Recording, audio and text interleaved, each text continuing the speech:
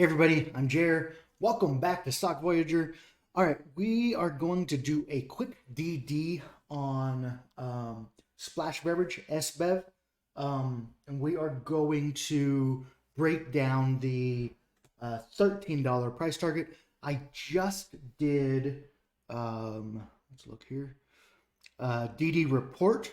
This can be found on stockvoyager.com on the private Twitter Voyager Trades. This has all the information I'm going to cover in this video in a document. And then I'll probably share this on Stock Voyager Twitter here shortly. So this has already been shared on Voyager Trades and stockvoyager.com. Okay, so we are going to go, we're going to break this down step by step. Why is this just a second? Okay, let's go here.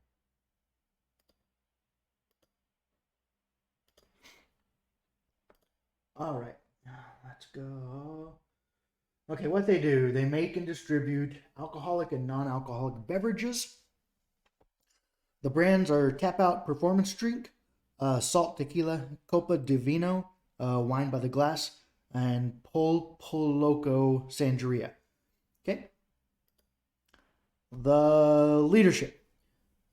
Primarily, the CEO, Robert Nistico, is a 28-year beverage veteran. He was one of the first employees for Red Bull North America.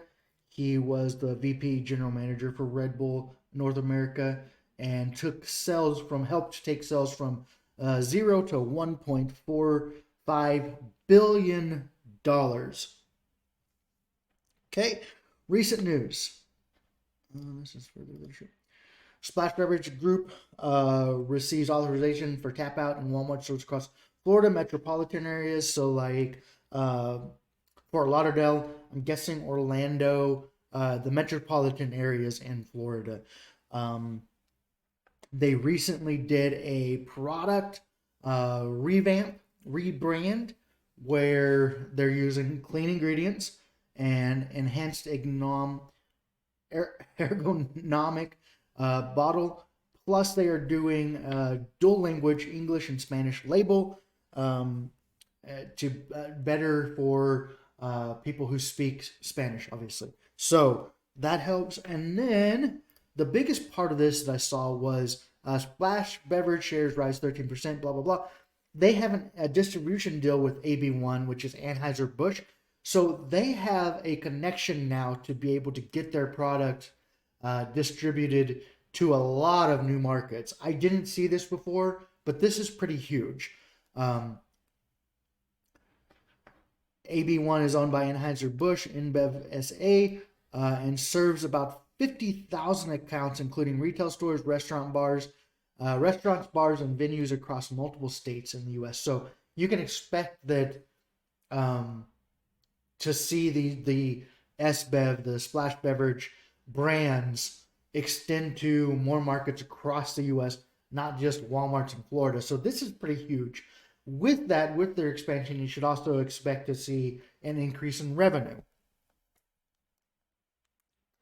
Okay, so for comparison, Coca-Cola recently bought out Body Armor, which is another drink that's very similar to Splash Beverage's Tap Out beverage drinks. Okay, so Coca-Cola buys full control of Body Armor for $5.6 billion. And this values the company at $8 billion. Another comparison, the closest comparison I could find that is on the stock market would be Monster Beverage. Monster Beverage, of course, is huge now, but this is after years of growth. So something to think about is that they are trading at $90.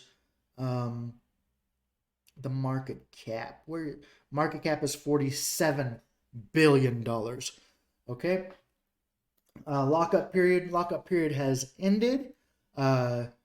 This was the prospectus that came out in June. 180 days. If you scroll up here, June 10th, So 6 months from June 10th, June to July, July to August, August to September, September to October, October to November, November to December, December 10th would be 6 months. So the lockup period is something you don't have to worry about. Those shares are already accounted for. Okay, the numbers. Now, they did 7.54 million in revenue in the last 4 quarters. There's only 3 quarters reported. And this last quarter had a 308% increase right here to bring in 2,830,000. 308% increase. They had a 23 million total for the last 4 quarters.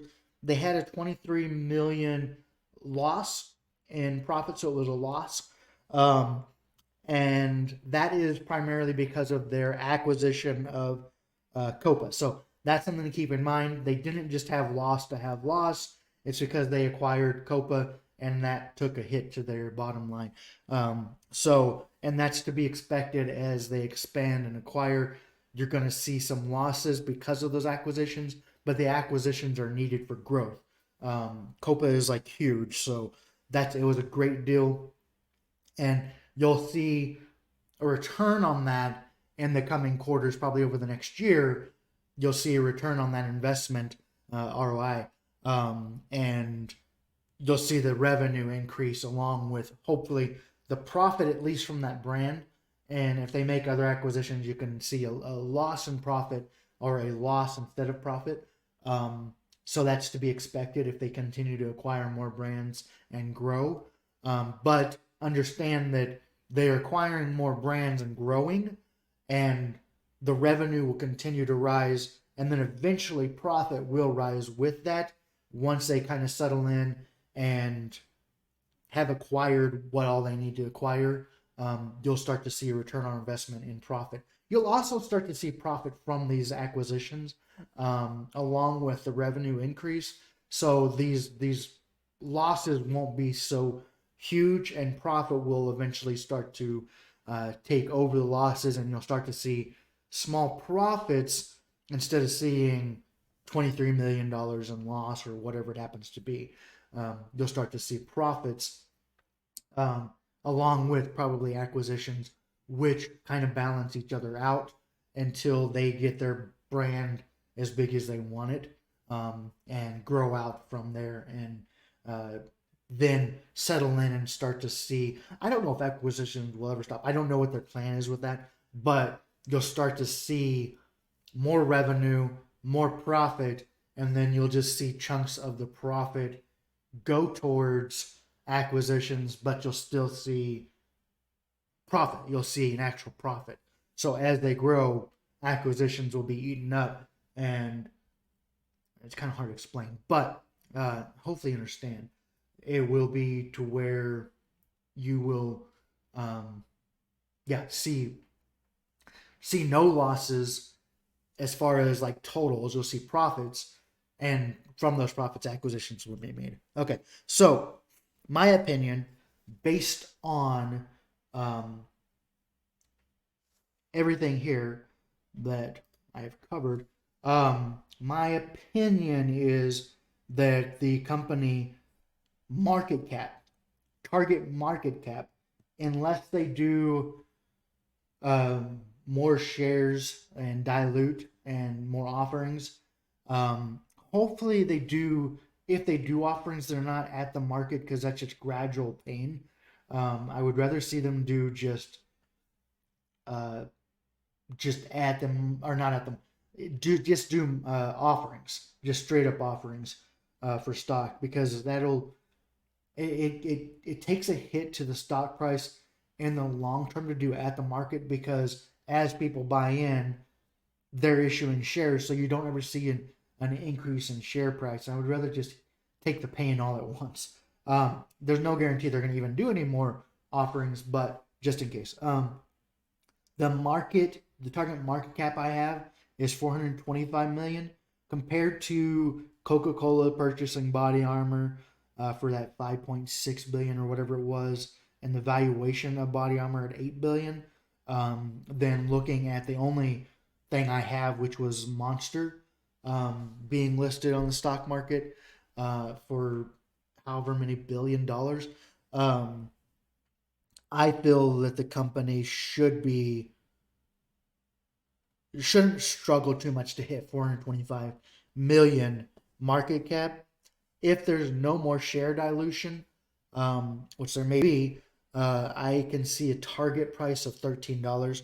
$13.06 would be about what it would be for a target market cap of 425 million with shares outstanding where they're at now.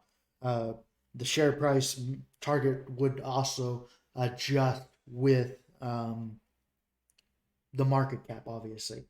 Uh, or with those shares. So if you see more shares added, then that kind of would bring down the share price. But I think market cap 425 million, regardless of however many shares or whatever. So a total 425 million. I would think that they could hit that goal, in my opinion, within the next 6 months. But it may take longer. This is not financial advice. I'm not your financial advisor. This is just what I see. I thought whenever I did the video on Friday, I thought that they would take a while to hit 4, and then they hit 4 the same day. So anything is possible.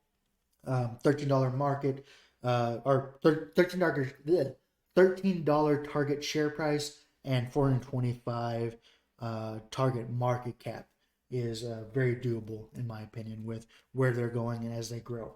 Okay, I hope you have a great day. It's a Sunday when I'm recording this, so hopefully you have a profitable day whenever you're watching this, profitable green day. And if you haven't yet, be sure to subscribe and like this video. Excuse me. And I'll see you all very soon. Bye.